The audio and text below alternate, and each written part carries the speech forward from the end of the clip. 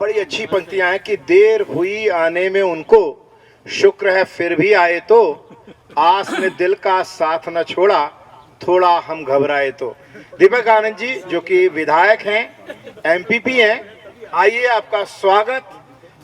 चाय पे चर्चा और चाय की जगह गिलास जी, आइए आभार, आइए आइए आइए आभार जी। दीपक जी बहुत बहुत स्वागत।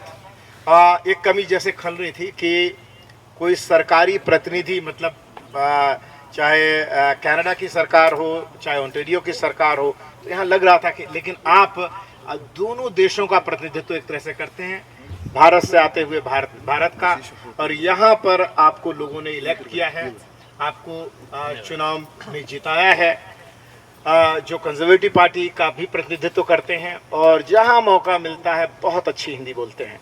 तो आपका बहुत बहुत स्वागत हिंदी टाइम्स मीडिया में। आपका बहुत बहुत धन्यवाद, आपने हमें सबको आमंत्रण दिया और आपने बात कही मेरे हिंदी की, तो उसका श्रेय मेरी बजाय आप मेरी अभी मैं मदर कहने वाला था तो माता जी बोलूँगा जी, और मेरी पत्नी को दीजिए, क्योंकि घर पे मैं हिंदी इनकी वजह से बोलता हूँ और बचपन में मैं अपनी मदर की वजह से बोलता हूँ। जी माता जी की वजह। देखिए एक चीज़ मैं हमेशा कहता हूँ कि जब हम प्रयास करेंगे तो हमें शब्द मिल जाएंगे। वैसे ही जैसे दीपक जी को एकदम ध्यान आया कि हिंदी का कार्यक्रम है, हिंदी में बोलना है, तो माता और माँ शब्द इतना प्यारा है, इतना अद्भुत है जिसकी कोई बात नहीं। और जो नहीं जानते उनके लिए मदर भी ठीक है, लेकिन ये सभी मातृ शब्द से निकले हुए हैं। दीपक जी ज़्यादा समय नहीं है, लेकिन आप विधायक हैं, ज़्यादा समय ले सकते हैं, 2 मिनट आपके लिए ज़्यादा। आप भारत से यहाँ पर आए, राजनीति में अपने सफ़र अपना तय किया और आगे भी इसको लेकर के चलेंगे, लेकिन हिंदी के प्रति आप जहाँ जाते हैं बोलते हैं, आपको मैंने देखा है, ऐसा क्यों? मुझे इंग्लिश कम आती है। देखिए जब बड़े होते हैं जी, आप जो सीखते हैं और उसमें आप एक तरीके से प्राकृतिक तरीके से हो जाते हैं जी, ठीक उसी तरीके से, क्योंकि मेरी जैसे मैंने आपको बताया, मेरे जो दोनों माता पिता थे वो पाकिस्तान बनने के समय गुजरांवाला से इंडिया में आए थे और भारत में आए थे। भारत में आके उन्होंने जब किया तो वो सिर्फ 10वीं पढ़े थे जी। तो मेरी जो मदर हैं उनको ये था कि मैं जब स्कूल में जाऊं तो वो उस मीडियम में पढ़ूं कि वो मुझे पढ़ा सके, क्योंकि वो उनको इंग्लिश नहीं आती थी, उनको हिंदी आती थी। तो इस वजह से 9वीं जो है उस ग्रेड तक मैं हिंदी में ही पढ़ा हूँ। और ग्लोबल विलेज में आप कोई भी भाषा बोलिए, एज लॉन्ग एज वो एक दूसरे को समझ आ जाए और एक दूसरे की रिस्पेक्ट करें जी, इट डज़ नॉट मैटर कि आप कौन सी भाषा बोल रहे हैं। उल्टा ये, मैं जब जाता हूँ मलयाली प्रोग्राम में जाता हूँ, मुझे कोई मलयालम नहीं आती है जी, पर मुझे 2 लाइनें उन्होंने सिखा रखी हैं जी, इल्लार्कम नमस्कारम। और वो मैं जब इल्लार्कम नमस्कारम बोलता हूँ विच मीन्स एवरीबॉडी नमस्ते, तो वो एक अपनापन सा बन जाता है। ठीक इसी तरीके से जो लैंग्वेज है वो हम में और जानवरों में एक बहुत बड़ा डिफरेंस है कि हम ये लैंग्वेज में इमोशंस डाल देते हैं, इमोशंस के साथ लैंग्वेज के साथ एक दूसरे के साथ कम्युनिकेट कर सकते हैं जी। तो लैंग्वेज एक तो हमारी पर्सनैलिटी को बनाता है, दूसरा एक कम्युनिकेट करता है, तीसरा हमें रूट्स के साथ जोड़ के रखता है, चौथा हमें संस्कार देता है। एक कागज उड़ करके आ रहा है, मेरे हाथ तक कोई पहुंचा दें। तो अगेन मैं यही कहूँगा कि अगर हम यहाँ की गवर्नमेंट का बात करें तो यहाँ पे हिंदी जो है वो ग्रेड 12 में है। अगर आपके बच्चे कोई लेना चाहें एज एन ऑप्शनल भी ले सकते हैं। आपको पता है कि 30 सब्जेक्ट होते हैं जिनमें उनकी ग्रेडिंग होती है यूनिवर्सिटी के लिए, और 32 सब्जेक्ट वो ले सकते हैं टोटल।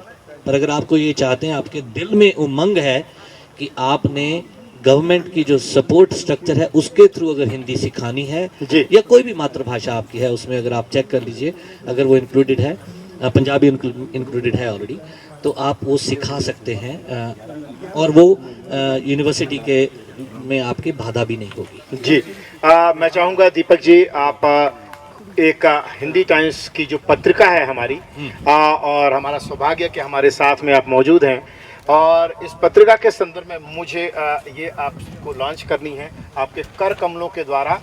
इसे खोल लीजिए। जी जी, खड़े हो जाते हैं हम लोग। जी जी, मैगजीन के बारे में, पत्रिका के बारे में मिलेंगे। अगर हम सब इकट्ठे हो तो ज़्यादा अच्छा लगेगा। जी ये पत्रिका बनाने के पीछे की रीजनिंग हम आपको शेयर करना चाहते हैं कि क्यों ये ज़रूरी थी और ये लॉन्च क्यों होनी ज़रूरी है और इसकी खासियत क्या है। जो बच्चे यहाँ पले बड़े हैं उनके जब बच्चे होते हैं तब जैसे बुक्स होती हैं, छोटे बच्चों की कॉमिक्स मिल जाती हैं या जैसे पूर्वा जी बता रही थी स्टोरीज मिल जाती है, लेकिन जब हमारे एज के हो जाते हैं या फिर बीच के होते हैं हमारे पास कोई एक्सपोजर नहीं होता जब तक हम लोग कोई बुक नहीं पढ़ते। इंग्लिश इसलिए ज़्यादा इजी होती है, इंग्लिश इसलिए ज़रूरी है कि हम एक प्लेटफॉर्म दे बच्चों को जिसमें स्क्रीन टाइम भी कम हो।